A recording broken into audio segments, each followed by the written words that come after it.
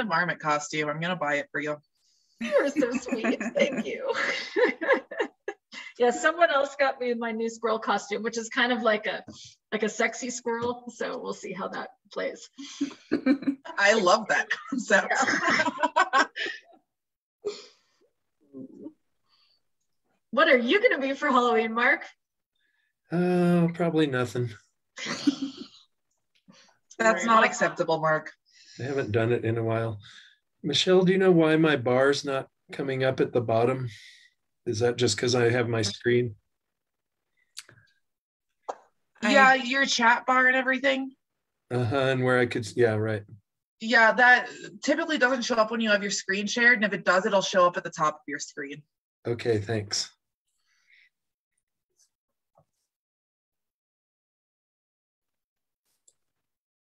Well, I had a great costume last year. I was an ancient alien. You're a what? An ancient alien. Oh, yeah. Nice. Carrying a pyramid. Are you going to revive that, or do you have the? Yeah, I don't. I think I might have spent my wad last year. I don't have anything else. So, are we having a party this year? No, I guess so. Maybe, but it's on a Sunday, right? So we would have the party like Friday. That would make sense. I think that's right. So, yeah, we totally should have a party. We haven't. We've been deprived of Halloween parties for some time. Oh, it might be around our retreat time once we nail that down. So that could be fun. We could have snacks and a costume contest and all that. Right.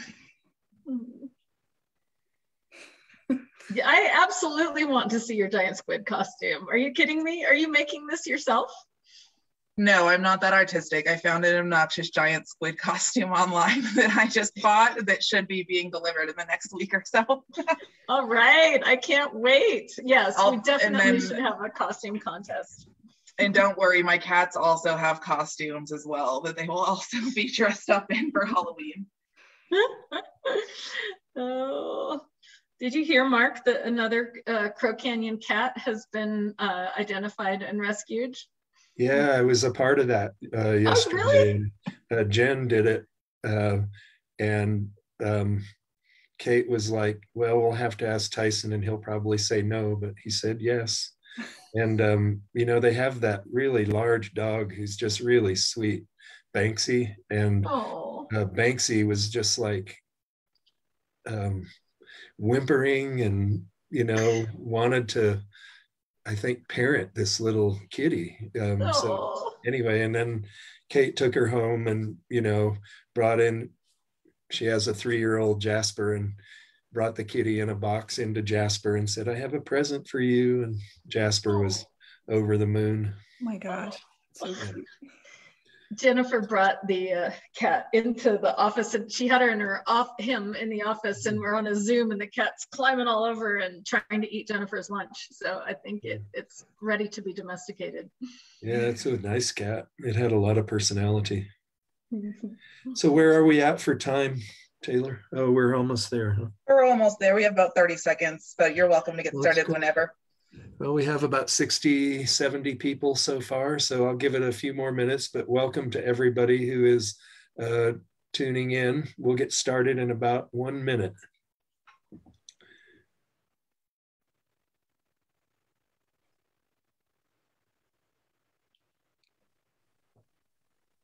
Was it a kitten or a full-grown cat?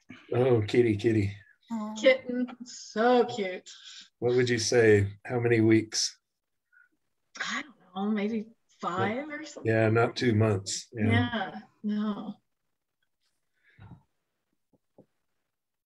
I don't know why we haven't seen any more of them, but I don't know.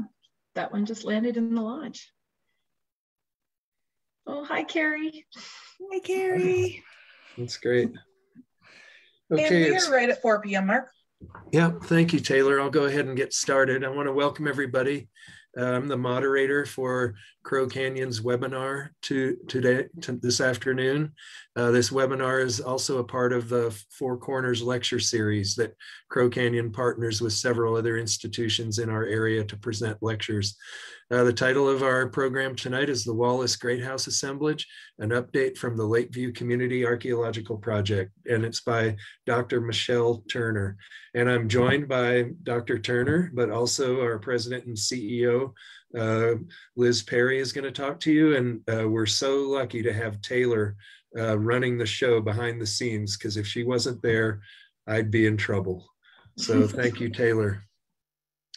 I want to begin by saying that the Crow Canyon Archaeological Center acknowledges the Pueblo, Ute, Paiute, Dene, and Hickory Apache people on whose traditional homelands our institution rests and upon which we work and reside. Our mission-related work would not be possible without the Indigenous people in the past, present, and future, and we respectfully recognize and honor ancestral and descendant Indigenous communities for their contributions to all humankind. Crow Canyon is grateful to all Indigenous people and supports the preservation and protection of cultural traditions, ancestral connections, and sacred lands. And that mission, here is Crow Canyon. I suppose most of you know about the center. It's located just outside of Cortez, Colorado. This is a picture of the center part of our campus with Sleeping Ute Mountain, which is Ute Mountain Ute Nation lands in the background. And our mission is to empower present and future generations by making the human past accessible and relevant through archaeological research, experiential education, and American Indian knowledge. If you haven't ever checked out our website, that's the address. And there's a brand new version of our website that's been created. And there's a tremendous amount of content to it, educational materials, all of our research publications. So do check that out if you've never visited our website before. A few logistics for tonight's talk. You can move the talking heads and minimize them, and I think you'll have a vertical line on your screen, and you can pull that to the right to make the window for Michelle's preservation as large as possible. And there's also a live transcription that will appear. And Taylor, if you want to turn that off, how do you do that? There's a button at the bottom of the screen there that'll say stop transcription for our viewers. So if you want to turn that stop transcription off, you'll just click that button on the bottom toolbar on your screen. Thank you very much. Michelle will give her presentation and then take question and answers at the end. And on the bar that's on your Zoom screen, you'll see a Q&A button, and that's where you type in your questions. If you're having any difficulties with the Zoom, you can also head over to our live stream at crowcanyon.org/Facebook. And this is being broadcast from there. And Taylor, immediately when these are done, downloads them and puts them on Crow Canyon's YouTube site, which you can see the address for. And that's really handy because there's often parts of the talk that you want to revisit, or you might have to leave early and you can get back on and watch the rest of it later. So, Liz. Thanks, Mark. I just popped in to make a little cameo appearance to, first of all, thank everybody who donates to the webinars. So many of you who are on today probably already have, most likely already have, and multiple times. Some people make a little donation every time they visit a webinar. Thank you so much. We will never charge for these webinars. It's part of our public outreach mission, but we are so grateful to any donations that people can offer to help support it. We have a challenge match just this year from one of our trustees who thought that the webinars were an awesome way to get our mission out there to the public during COVID. And so we have this awesome thermometer that Taylor made to gauge how close we are to this match. It goes for the rest of the year, but we will have an extra $50,000 if we can make this match to help support the webinars, to help us compensate our scholars, to bring in more and different scholars to the webinars and be able to pay them for their time. It will help us to increase our technology and kind of keep growing these webinars as an actual program, which is what our intent is going into 2022. So please consider throwing a little bit more to the match. We're at 91%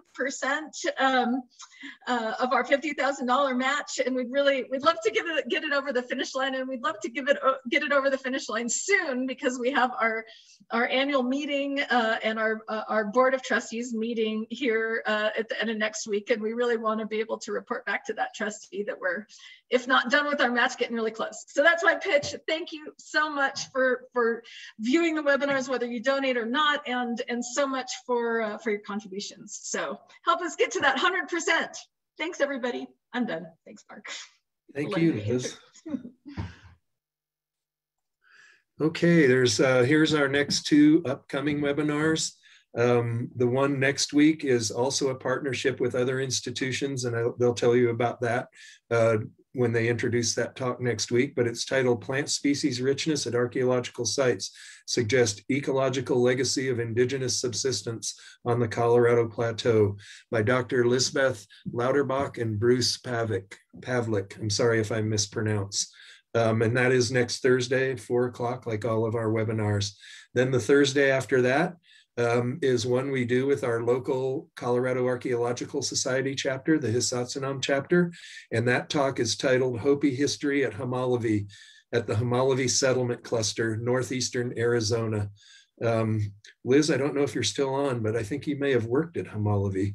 The presentation will be by the person that directed that project, Dr. Chuck Adams. Were you on that project, Liz?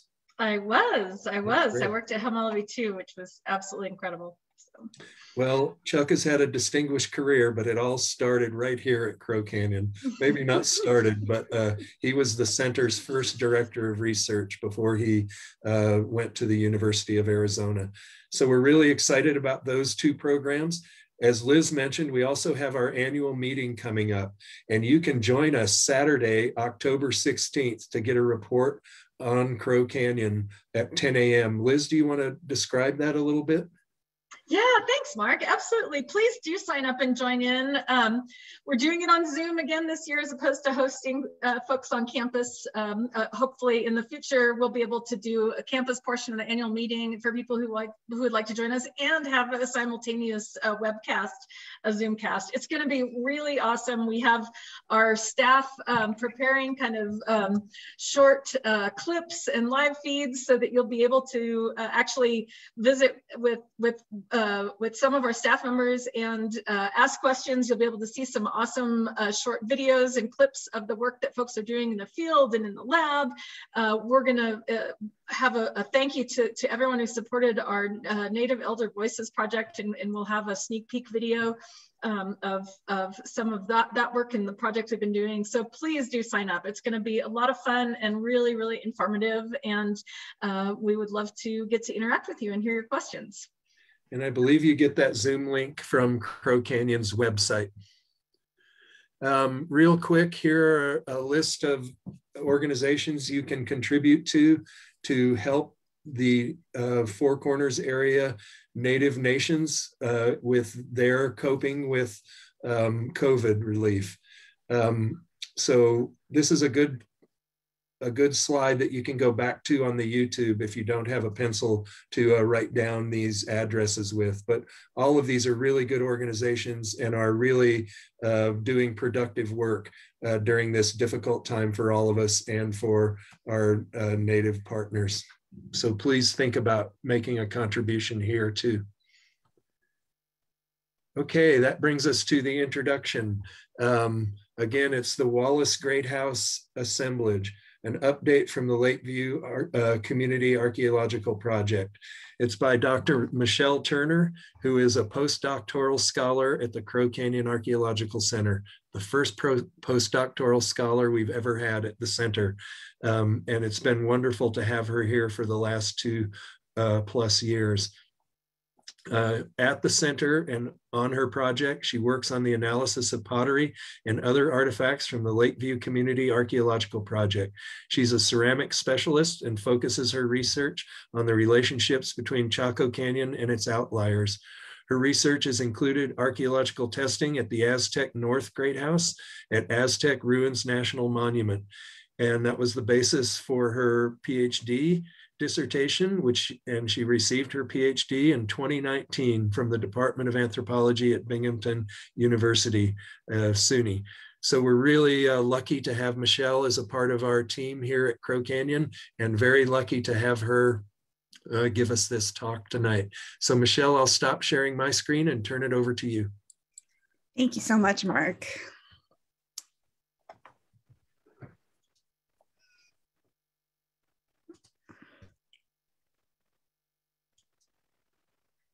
Okay, are you seeing that and hearing me and everything? Yep, you're coming through perfect. Okay, thanks. Hi, everyone. I am so excited to be here tonight to talk about this new research. I feel like I've spent a couple of years talking about my dissertation project. That was all great, but it's really exciting to have a new thing to talk about. So this is the research that I've been doing here at Crow Canyon since I got here in 2019. And this is definitely not just me. In fact, not that much of this is me. This is Crow Canyon doing this work. I've been working with the folks in our lab on this analysis and our field crew. I'm also going to mention some of the work they've been doing. So I, as the postdoc, am lucky enough to have this project to put together, hopefully to publish, to share with people, but definitely not just my work. All right.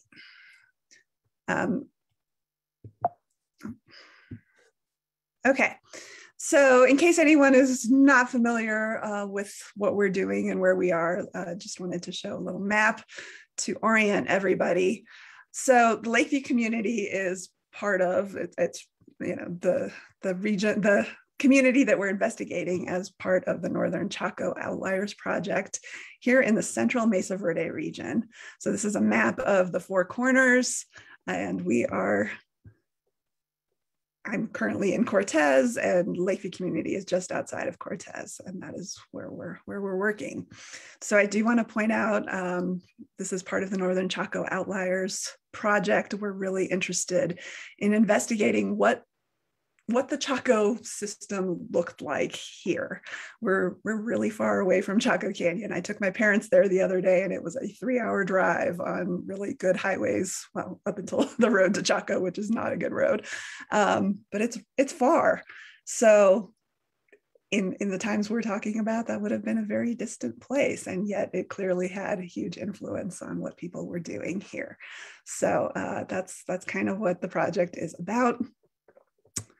And let's see, next slide. Okay, so this is a map of the Lakeview community. It is not at all to scale. Other people have made much better maps than this, but what I wanted to point out was the relationship of places to each other, and that's easier to do when you compress it a little bit. So that's what I've done here. So for anyone who has worked with us at the Haynie site, you are familiar with the Lakeview community. That is our main research project right now, where we're excavating. Our field crew is closing things up, I think, in the next month or so, but they've been working out there all summer. At the Haynie site, I think you can see my cursor here. So Haynie has 2 great houses, the east and west great houses, although a lot of our research lately has been not exactly on the great houses, but on finding centuries of continuity at that site, which has been super exciting. The other great house is Ida Jean up here, which is a little bit up on a hill, and then Wallace, which I'm going to be talking about today. So I made this map to show the relationship of all those. I want to point out that this is a multi-great house community. There are not a lot of those in the Chacoan world. Aztec Ruins is the big one that comes to mind. There are a couple others, especially Mitchell Springs, which is not that far from Lakeview Community. So we're partly really interested in the relationship of these 3 great houses to each other. Are they all at the same time? Or do they have different uses? Do they come in at different times and have different importance? So that's part of what's going on here. All right, and some other aspects on this map. I do have Little Greenstone Pueblo here, which is a little unit pueblo that is near the Wallace Great House, and it was actually excavated in the 1980s by a field school, and it's the only small house in the Lakeview community that's been excavated. And so we're really excited to be able to compare a great house and a small house. That's a big part of this project as well. This blue waterway that you see here does not actually exist in real life today, but based on some of the research that our field crew has been doing, going back and looking at old maps and looking at the landscape and looking at aerial photos from the past, they've concluded that that's where this draw used to be. This isn't like permanent waterway, but my understanding is when it rained, there would be water in there.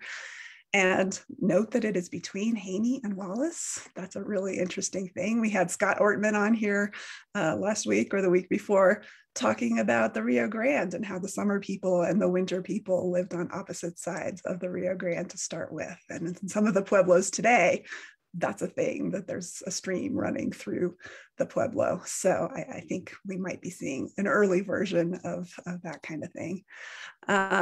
Other landscape things, Grant Coffey, who works here at Crow Canyon, has been doing a lot of work on alignments between great houses and between great houses and celestial movements. One of the things that he has noticed is that the Farview community, which is a great house, the Chaco era great house on top of Mesa Verde, is due south of the Lakeview community. And in fact, when you look south from Wallace, you see a couple of hills, and then that sort of frames the view up to Mesa Verde. So they're very much using these landscape features. For some of the archaeologists who are familiar with Chacoan great houses, you might be thinking, okay, Ida Jean seems to be facing in the right direction, but Wallace is doing something a little different, facing southwest. That is a little unusual for a great house. And we think that one theory is that that's about the landscape as well. So Wallace is facing a feature that is no longer there, but we understand that in the past there were these two, what are they? Pleistocene silt dunes, which are a natural feature, but they sort of form this little, double feature on the landscape. There might have been a road that went through them. We don't know that for sure, but that's one possibility. Or they might have just been really interested in these as twin features. We know there are other places in the Chacoan world where people are really interested in dual landscape features. And then beyond those dunes, the Wallace Great House basically looks out at the gap that's between the Sleeping Ute Mountain, which you saw in the picture earlier, and Mesa Verde. So there's sort of a gap between those two tremendous landscape features. And beyond that is Arizona and maybe the road to Chaco. So that's what Wallace seems to be pointed at. I need to keep moving. I could talk about landscape all day. As I mentioned, our field crew has been doing a lot of work on the ground, and also in the archives, trying to figure out what the watershed might have looked like, what the landscape might have looked like before a century of modern farming has altered it significantly. So one of our interns this summer, Jeremy Grunwig, did a poster, and this image is from that awesome poster talking about the watershed at this place. And what you're seeing is that little white dot is Haynie, and basically he's showing the way this watershed just converges just upstream from Haynie. So these are not permanent rivers. You wouldn't see rivers if you were out there, but it is where the water flows when it rains. So the confluence of 5 tributaries and a watershed of 40 square kilometers. All right. And then our field crew, as part of this research, actually went out and did a whole bunch of pedestrian survey and work on the ground, and also electrical resistivity testing at the Greenstone area in particular. They've located a lot of other room blocks near Greenstone, and I think in this whole community, we have the great houses that are visible still, but I think there was a whole community around here, and I think that it was potentially a very successful farming community with all that water coming in. Oops.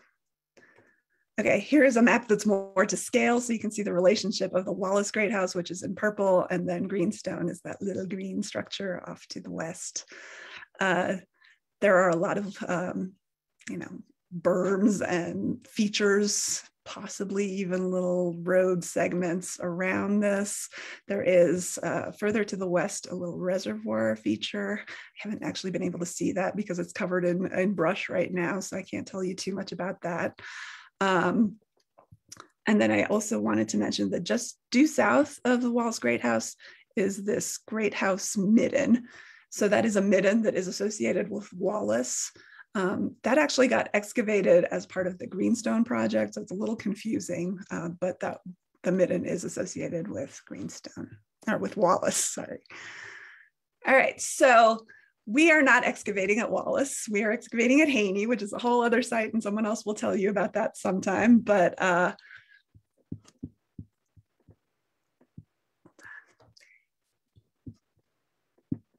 sorry, I got distracted. The Wallace excavations have been going on for almost 50 years.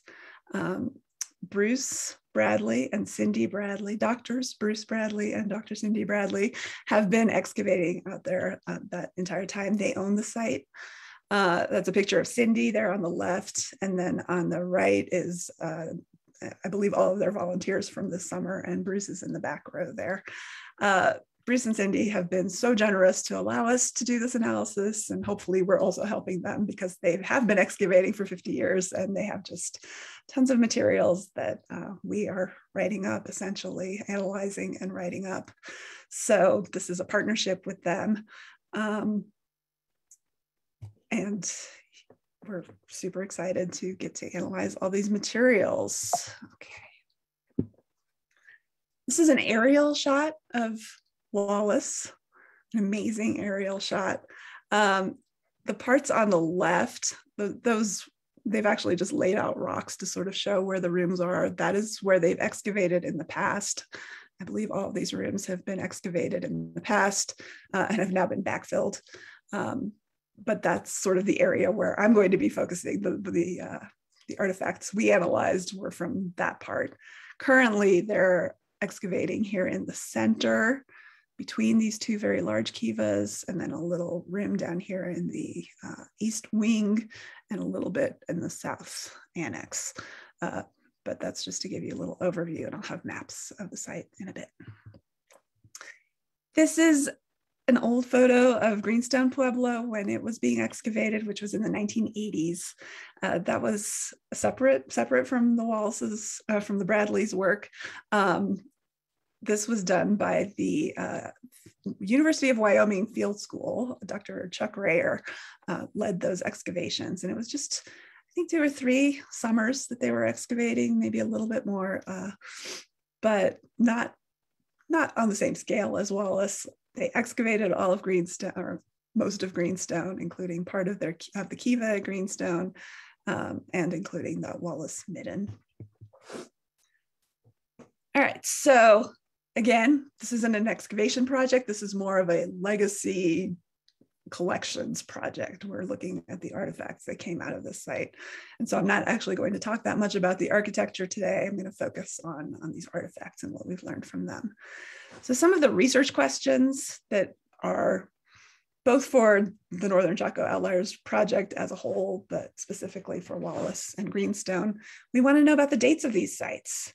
We want to know about those Chacoan connections, and maybe it can tell us something about the nature of the Chacoan system up here, which is sort of the edge of the Chacoan system, whatever that was. We're interested in human environmental relations, like the landscape discussions that I just went on and on about.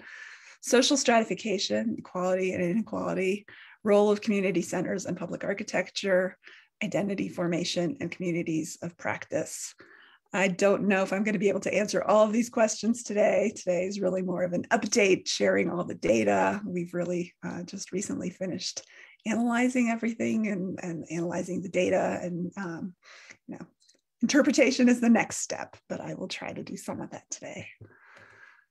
So Wallace was this enormous assemblage, and we couldn't possibly do all of it in 2 years, which was the time we had for this. So we adopted a sampling strategy focusing on Pueblo II floors and surfaces, focusing on the sherds, although we did analyze some other artifacts that I'll talk about. We ended up analyzing over 13,000 sherds, which is mind-boggling, but at the same time, I feel like there's so much more that we could have done, but we had to make choices, and that focus was on P2. And I will say that Bruce and Cindy Bradley have done a lot of work on the P3 time period. So we're sort of focusing on different things.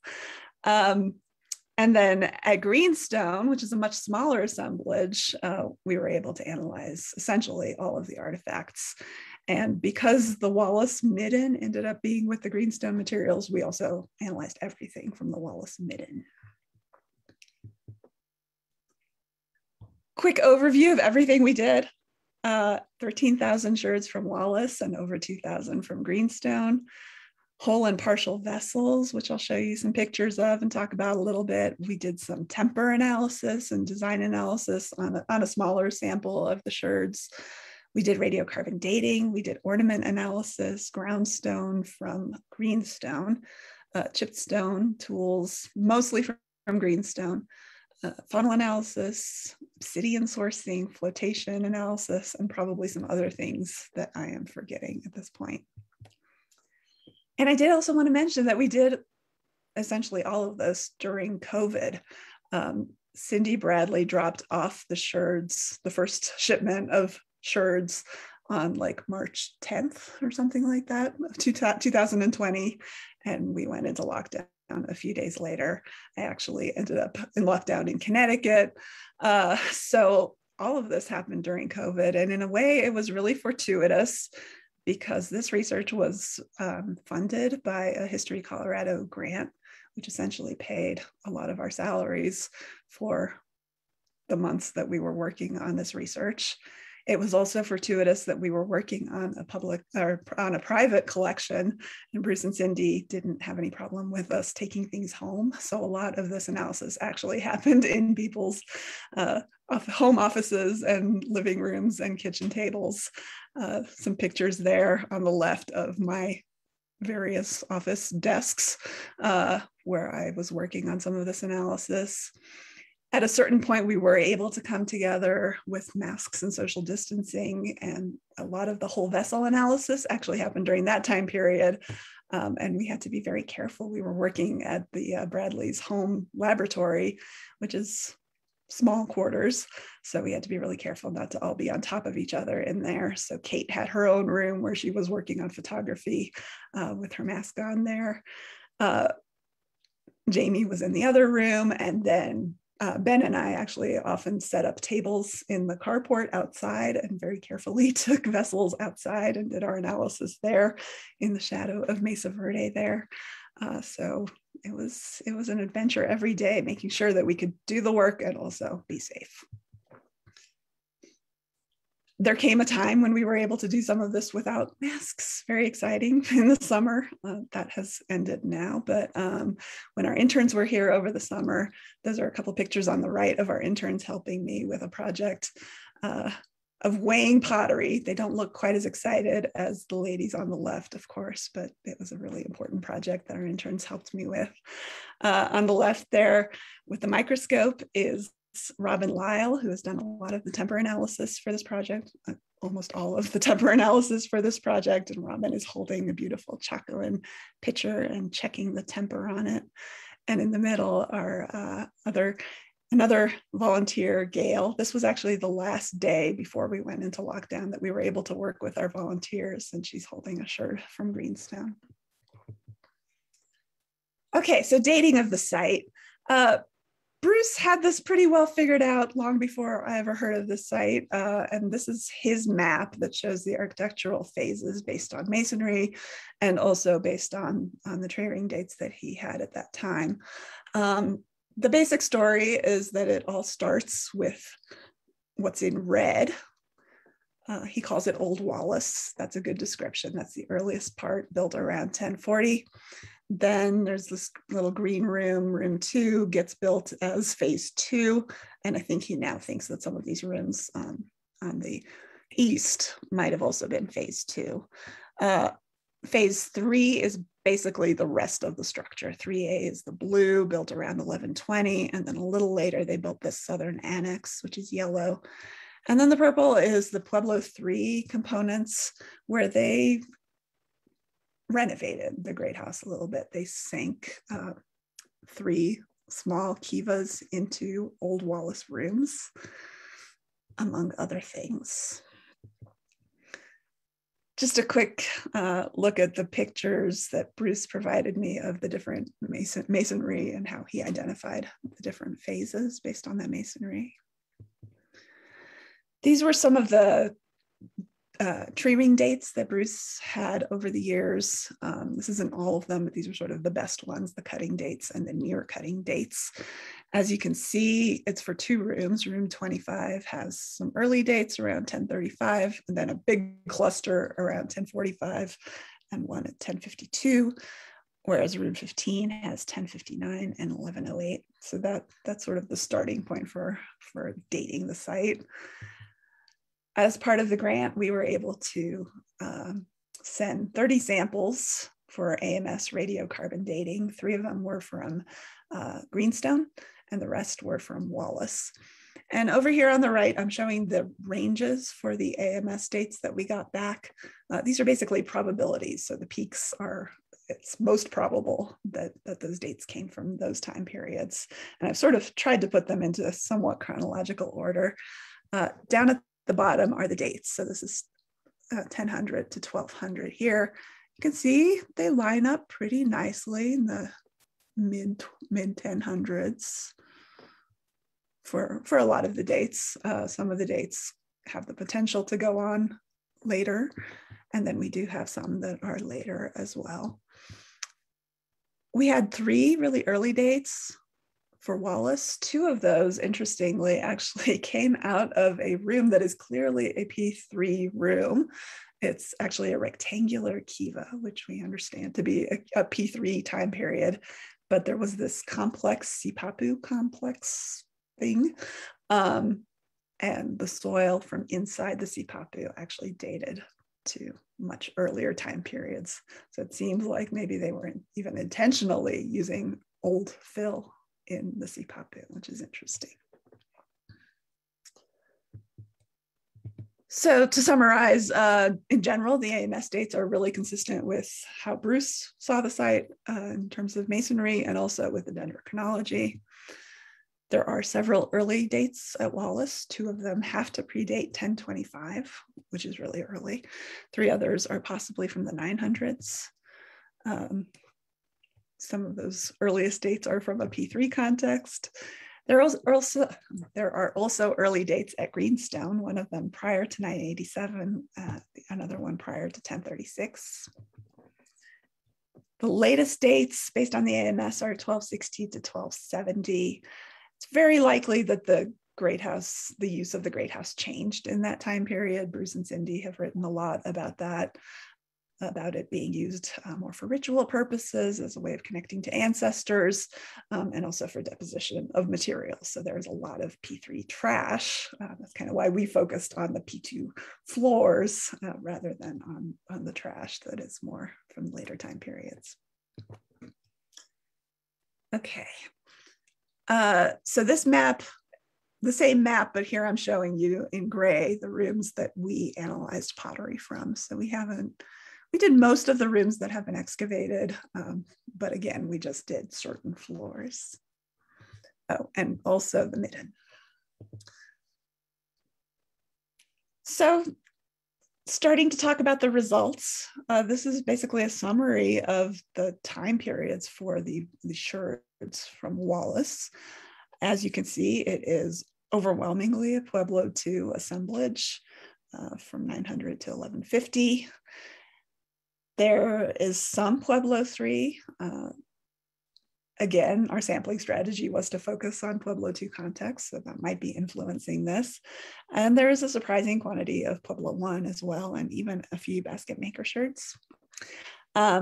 I will say that I looked at the midden results separately. So for the midden, we analyzed everything that had been excavated for the midden, and it lined up really well with this. So our sampling strategy might be making this look more P2, but the midden is also overwhelmingly P2. I do think the Pueblo 1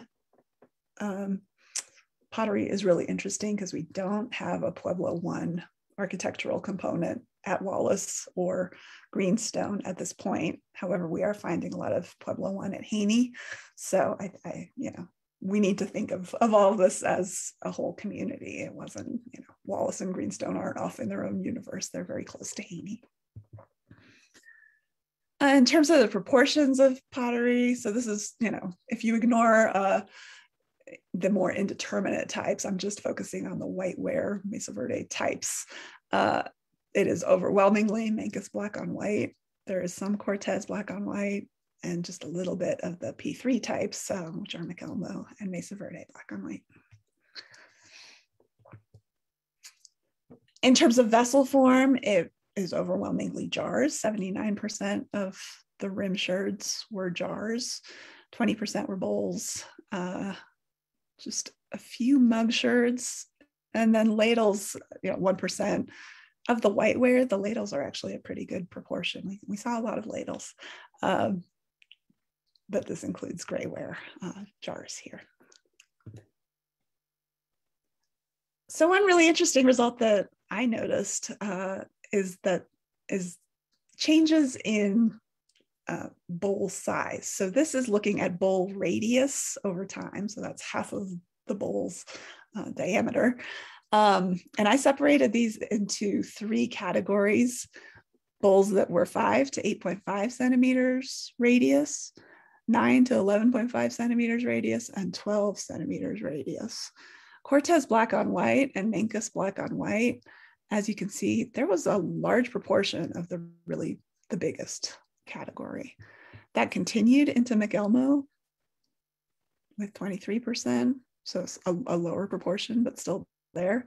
There were none of those in the Mesa Verde black on white, which I think is a really interesting result. If you assume that bowl size is related to feasting, it seems like that happened more in the Pueblo 2 period at the site rather than in the Pueblo 3 period.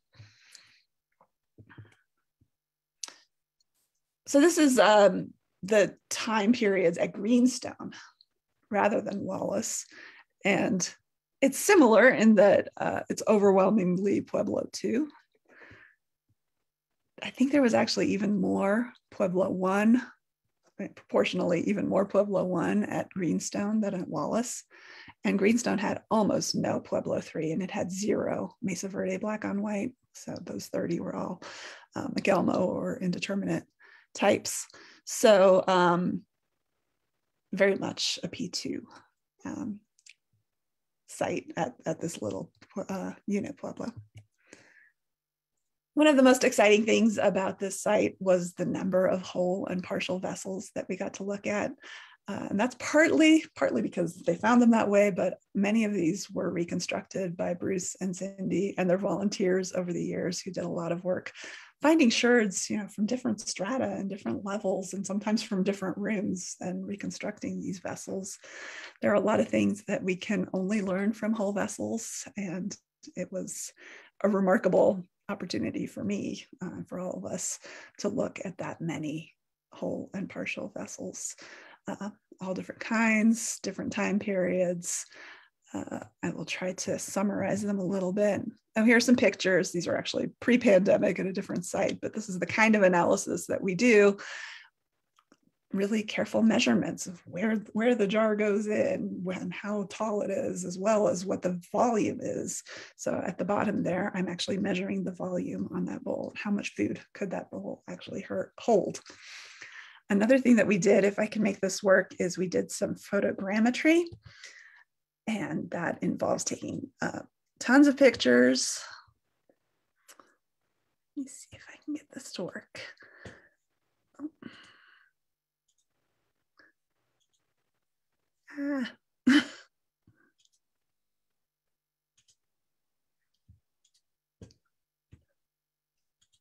Okay, so we took like 100 pictures of each bowl, and then Grant Coffey, our expert here in-house, would turn these into 3D models. So we have these 3D models for many of the vessels, and we have photographs to take more, to make more of these 3D models. Really great educational tool. You know, even if these were sitting in a museum, you wouldn't be able to go and look at the bottom of a vessel. More I'll show you real quick.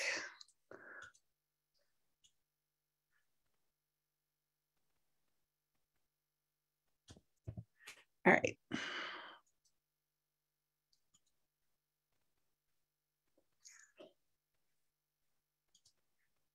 Now I need to get back to PowerPoint. All right, sorry about that. Okay, so talking about the non-local pottery, obviously a lot of this research was geared towards thinking about the relationship of this site to Chaco, to other parts of the Chacoan world and other regions. I'll be honest, there actually were not a whole lot of non-local sherds, really just 0.49% of the assemblage were identified as non-local. Plus we had 7 whole vessels out of the 79 that we analyzed. Most of those were sea-below wares. 9 of them were we could identify as Chaco black on white, plus 2 Chaco pitchers that I'll talk about in a minute. There were some Chuscan wares. There were quite a few, well, 5 whole vessels that were Segi orange ware, plus a couple of sherds, 6 Munguillon sherds, plus 1 partial bowl. That's what that image is at the top, and 1 White Mountain red ware sherd. So not a large non-local assemblage, but what is there has really clear Chacoan connections, Chacoan pottery, Chuscan pottery, which is associated with the Chaco world as well. And then these red wares and black wares, which, brown wares, which were very much beloved in the Chacoan world as well. And some of the pottery, like the Chaco pitchers, are things that could only have come from there. So I'm seeing the connections, even though our assemblage of non-local wares is actually really small. This might also be influenced by our sampling strategies, and we did not look at temper for every single sherd, only for the ones that were rim sherds of a certain size, or else that somebody thought might looked like non-local wares. So we're not looking at every single sherd, but we did look at every sherd of a certain sample.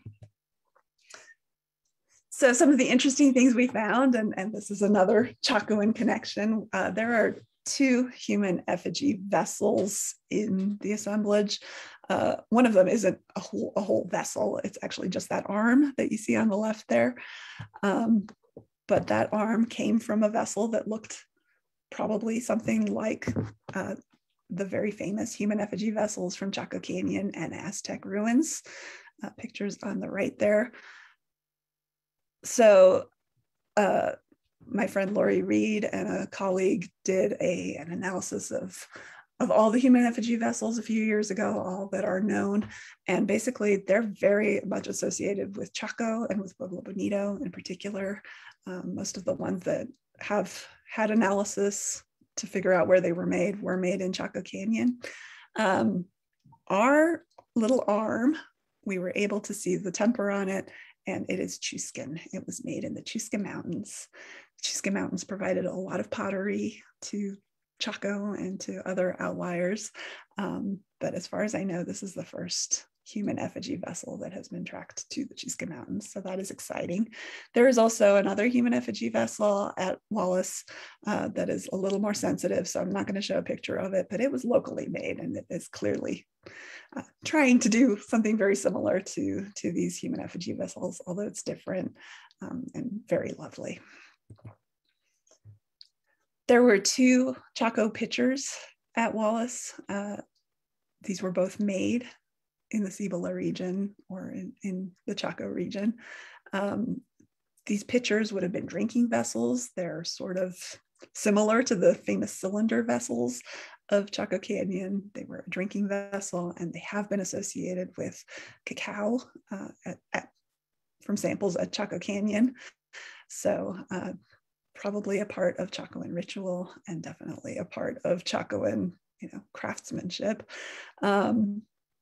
there were two of them. The one on the left is one of the pictures from Wallace, and we were struck. We were all looking at Patty Crown's new book, The House of the Cylinder Vessels, which has pictures of a lot of items from room 28 in Pueblo Bonito. We were really struck by how similar these two vessels were in their design. We also had the Wallace assemblage also includes several bird or duck effigies. So these all would have had little heads. They seem to represent birds or ducks specifically, maybe water symbolism. And then on the bottom there's a picture of a shirt from a similar duck effigy at Greenstone. So this one goes out to all the people who have talked to any of us Crow Canyon archaeologists recently, and we've all become completely obsessed with bifurcated basket effigies. The field crew at Haynie has been finding quite a few of these little effigies, and I'll explain what they are in a minute. And I wanted to point out that they exist at Wallace as well. So there are 4 of them from different rooms at Wallace, and on the right there, that's probably what all of these would have looked like. That's a ladle handle with a little bird and basket effigy at the end of it. These probably all broke off of ladle handles. And what this is it as an effigy, so an image of a basket.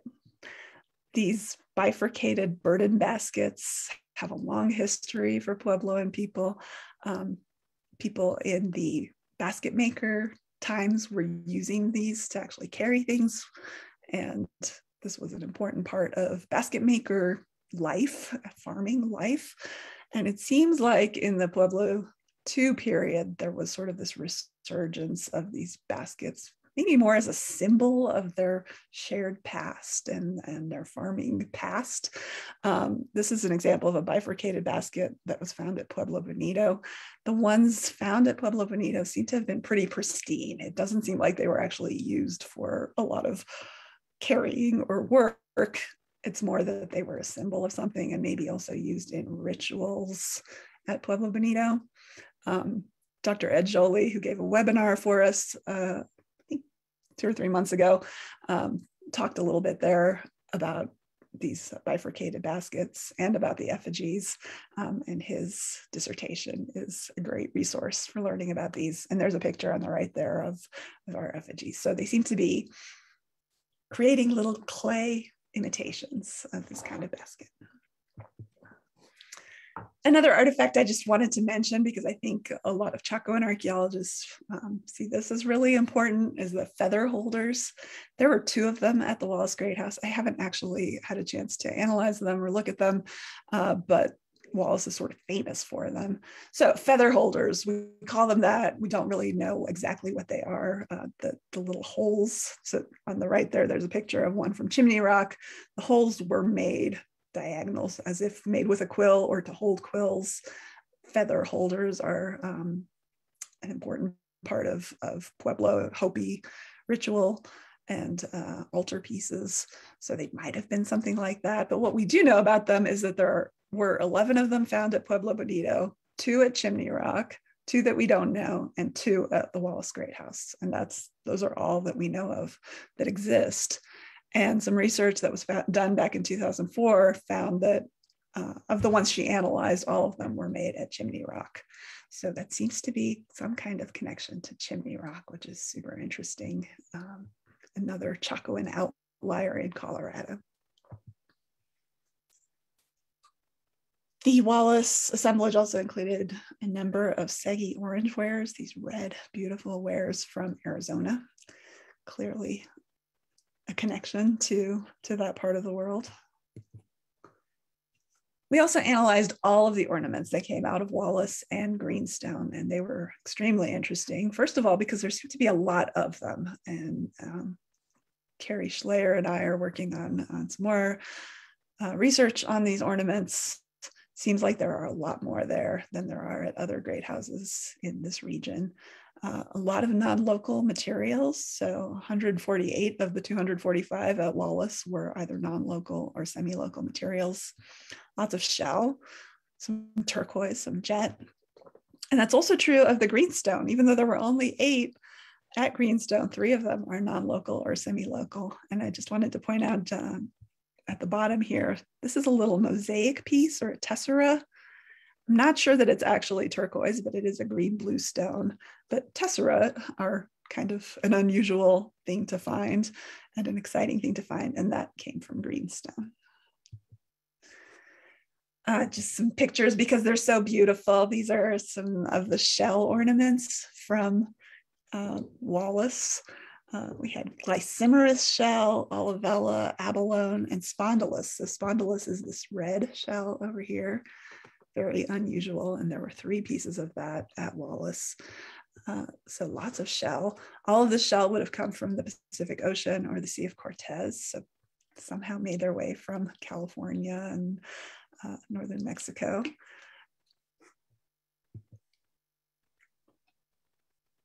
One really interesting pattern that we are seeing at Wallace is that 30% of the ornaments are red. A lot of them are the red pottery. So another example of how much they love that red pottery.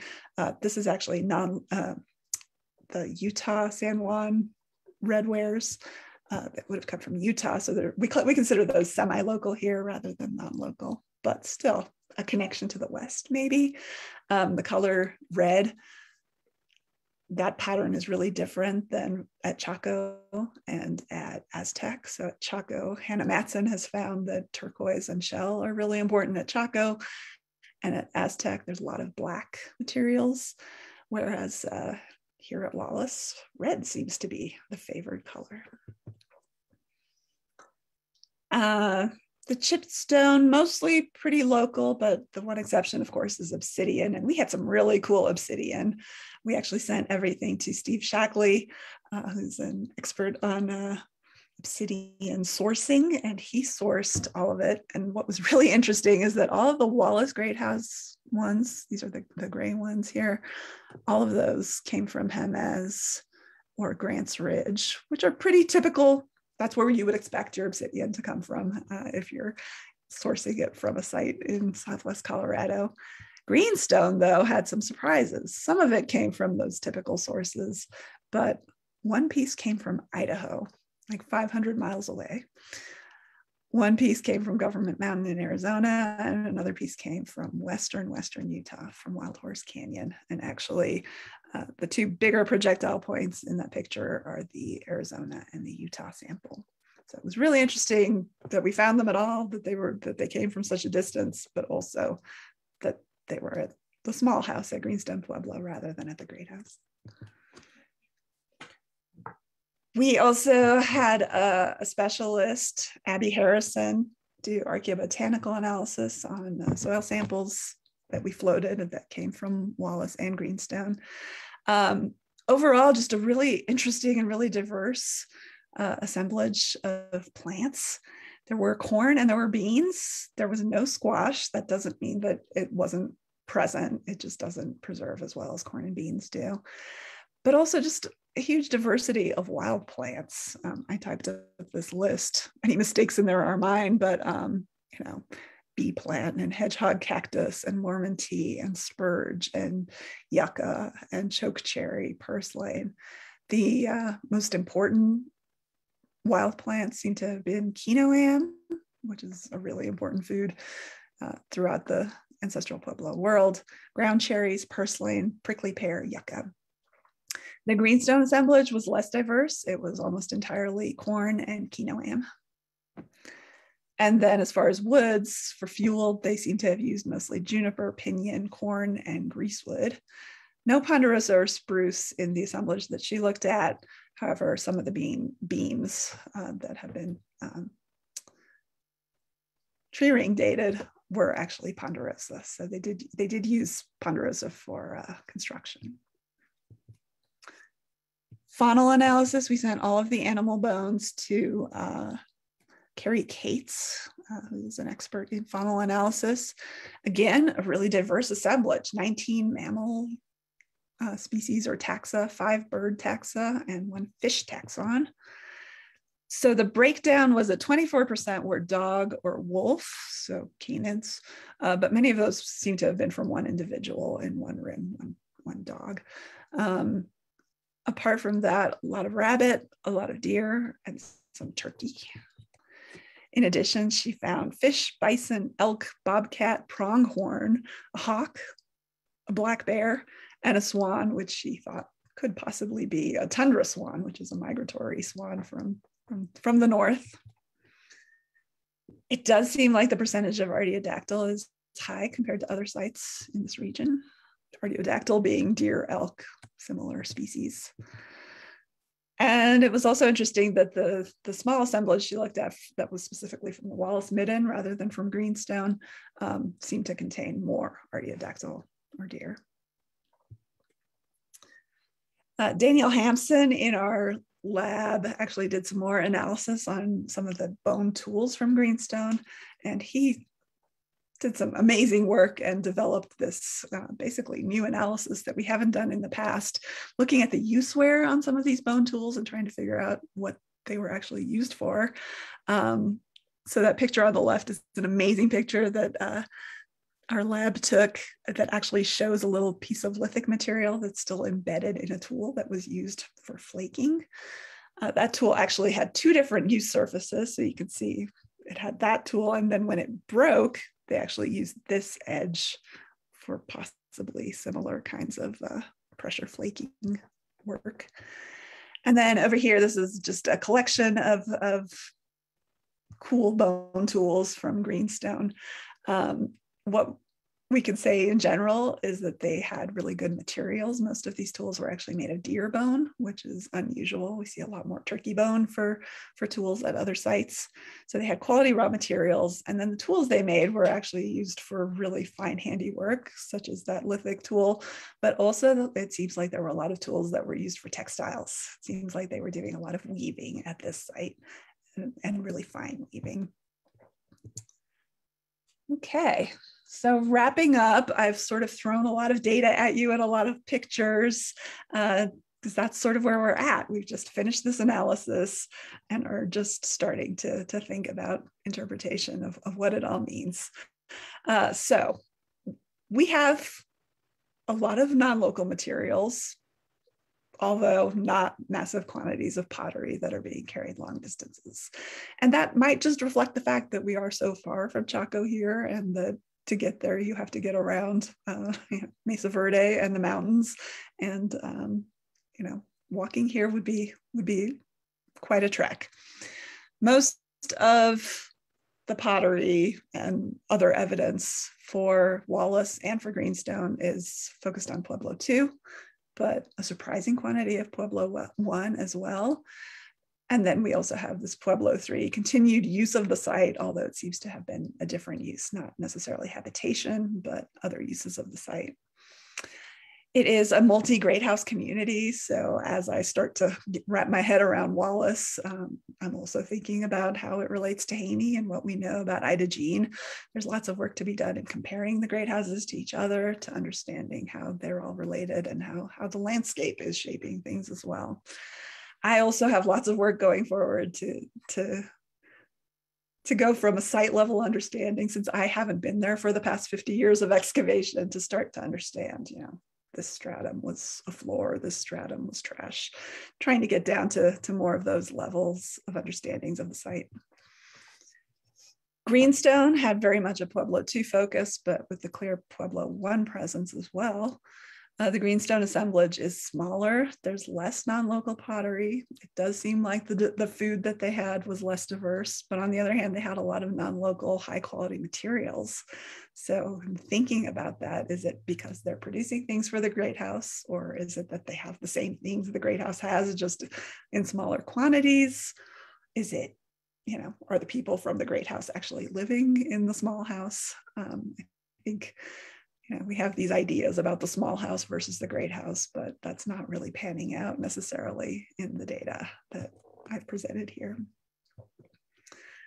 All right, well, lots more to think about with this site, but I did want to give the update, and I want to also acknowledge all the people who made this happen, starting with History Colorado and that grant they gave us for this incredible research.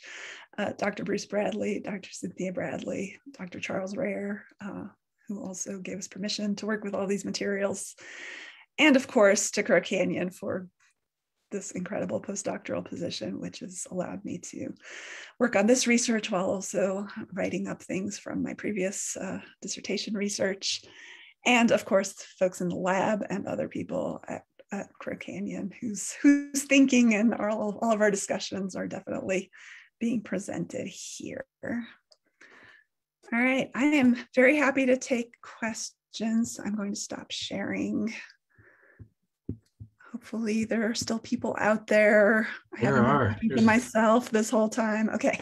There's a lot of them, and thank you so much for such a great, interesting and clear presentation, Michelle. That was really fantastic. One of the first questions I got was, our map of the Lakeview group just shows the Lakeview group. And can you comment on how the Lakeview group, is it a part of a larger network of great houses in the Mesa Verde region? And are there any in close proximity to the Lakeview group? Yeah, so the one that comes to mind is the Mitchell Springs community, which is right outside of Cortez here, which is a multi-great house community, and they could see each other. They were very close to each other. There are other great houses that are contemporaneous in the area. Probably Mark knows more about them than I do. Part of what's ahead of me is to figure out all the work that has been done in the past and how Wallace compares to those other sites, but there are quite a number in the region. So one of those that people know about because it's open to the public is the Lowry site. And I got a question of about how far away do you think Lowry is from the Wallace site? Oh, what do you think, Mark? A few 40 miles. How many? 40. Oh, okay. 30 to 40 to the northwest. Okay, yeah. That's just a guess. Good guess. But there are a lot of them. Grant Coffey and I have been working on a regional analysis, as have other people too. But I got a question, a really good one. Was Wallace Great House and Greenstone protected in the past from looting or similar disturbance? Yeah, so I think the answer is mostly yes. I think there was some looting early on. My sense of things is that it's been pretty well protected, first by the landowner, Mr. Wallace, and then by Bruce and Cindy since then. I will say that Haynie and Ida Jean have both had more checkered histories. Ida Jean basically doesn't exist anymore because it was bulldozed and looted. This same person thought they saw an image of a T-shaped doorway at Wallace. Yeah. And there was also the bird effigies looked like they had T-shapes. Is that true? I think some of our bird effigies had T-shapes. Certainly a lot of bird effigies in the ancestral Puebloan world did have T-shaped holes. And there is a T-shape, I mean, there are multiple, I'm sure, T-shaped doors at Wallace. The picture in my title page was a T-shaped door that Cindy Bradley was excavating over this summer. Steve Lexon did a webinar not too long ago about the significance of the T-shape. So I will just refer you to that. Yeah, that's a really good, and that you could get that on the Crow Canyon's YouTube site where all of these are published. Somebody asked, how could you identify a Sipapu area that you referred to as having the materials that produce the earlier dates? Yeah, so Bruce, he's probably the expert on that, but I actually visited while he was excavating that floor, and there were clear, darker circles in this floor that were, a little complex of Sipapus. And he collected all of the soil out of those holes, and that is what we analyzed. What was it in the soil that actually dated? It had to be something organic, or what was it that actually dated? I think it was actually, I want to say it was eggshell. Oh no, actually this was an interesting little experiment we ran where we sent both corn and eggshell from the same sample. And I believe those two both came out of that material. Oh. So we know it's cultural fill, and they seem to have reused it in this kiva. Wow, that's really interesting that different material types both produced early dates. Yes, and they lined up really nicely to each other. That was the point of the experiment, because we haven't done AMS on on eggshell before. That's just not something we usually pick the corn. Yeah, right. So it was great to see that they lined up. Yeah, very interesting.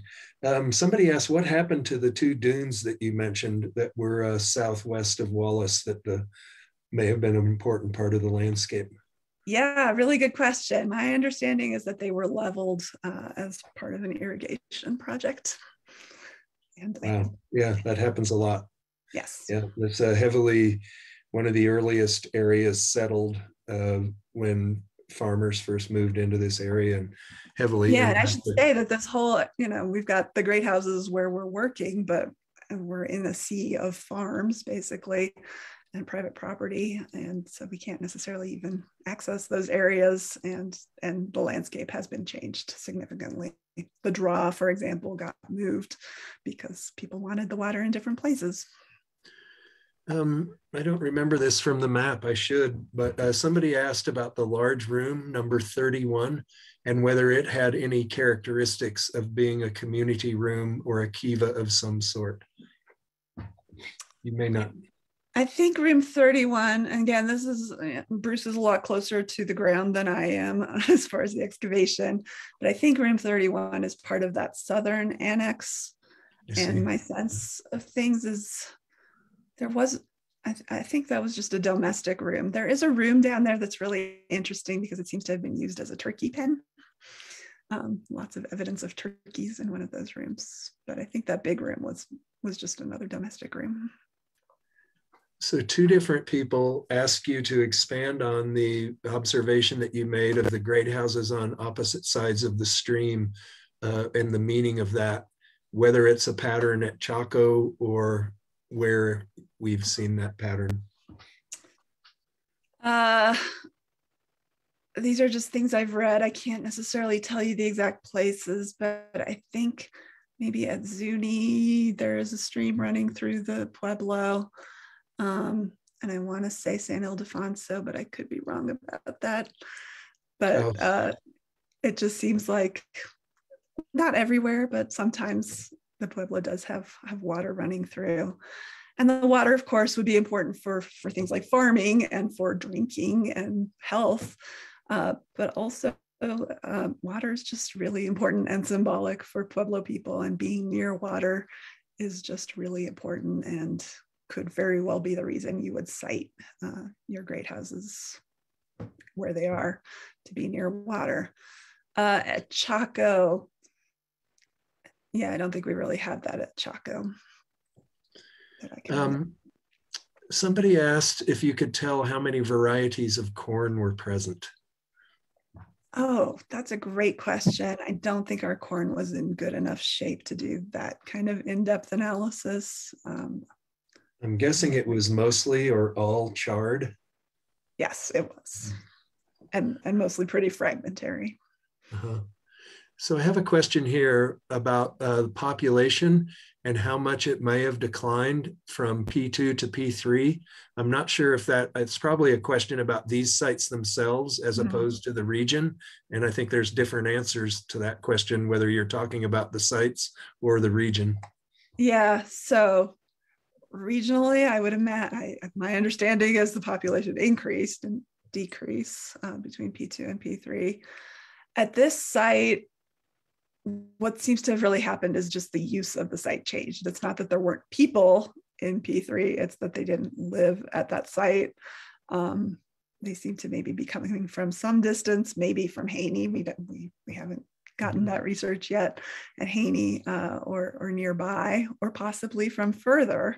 Cindy and Bruce have hypothesized that people are actually coming from the Mitchell Springs site or other areas, and reusing this, sort of trying to connect to their Chacoan past, perhaps, or to ancestors, using the site, but not living there. So that's why we're seeing less P3. Thank you. Somebody asked, what leads you to think there was a lot of textile activity? So those bone tools that we analyzed from Greenstone had evidence of use wear. So I'm thinking of one picture I saw in particular where there are like grooves in this tool, suggesting that it was used on a loom. So it was not the shuttle necessarily, but the piece that holds the yarns apart maybe, because of the use where it had gotten grooved into it because it was being used for textiles and some of the other. So this is partly experimental archaeology. People in the past have created bone tools and used them for different things, and then observed what kind of use where you get when you use it on a loom. And then based on those experiments, we're now able to look at archaeological materials and say, oh, it's the same kind of use where, so that must be what it was used for. Oh, thank you, very good. You showed the Chacoan pitchers, and when you did, you mentioned cylindrical vessels as well.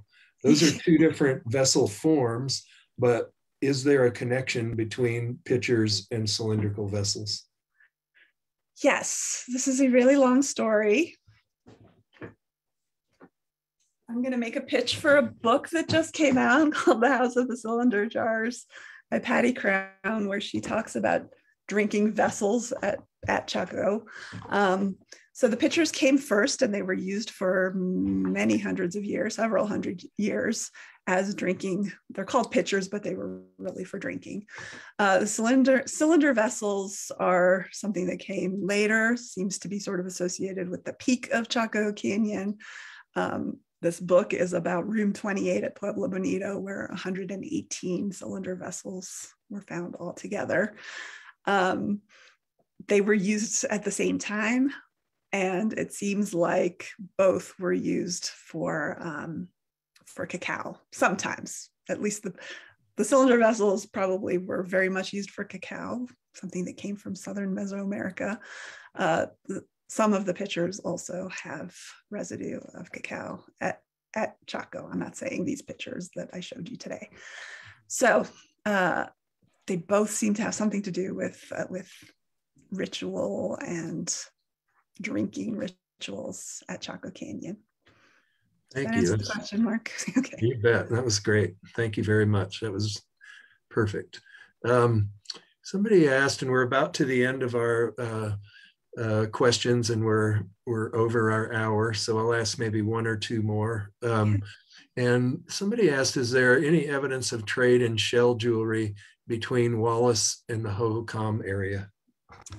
Yeah, so those glycymerus bracelets that I showed pictures of, those are a Hohokam tradition. Those probably came from Hohokam. So certainly those made their way here somehow from Hohokam. But it's possible that all of the shell came through the Hohokam world. There have been people who've sort of suggested that that was a relationship between Hohokam and the ancestral Pueblo world, that the shell was coming in from Mexico and from California through Hohokam. And I'm probably got this wrong, but I know we found this really incredible shell effigy pendant at Haynie. I know we're not talking about Haynie, that I think visually looks like Hohokam examples. Do you know that one? Yes, I do. It's beautiful, little bird. Yeah, thanks. Somebody asked, how many rooms were there in the Wallace Great House? Oh, so I should have mentioned that it's multiple stories. Yeah. So it's, the layout I show you is as if it was just one room, but actually 2 stories and 3 stories in a few places.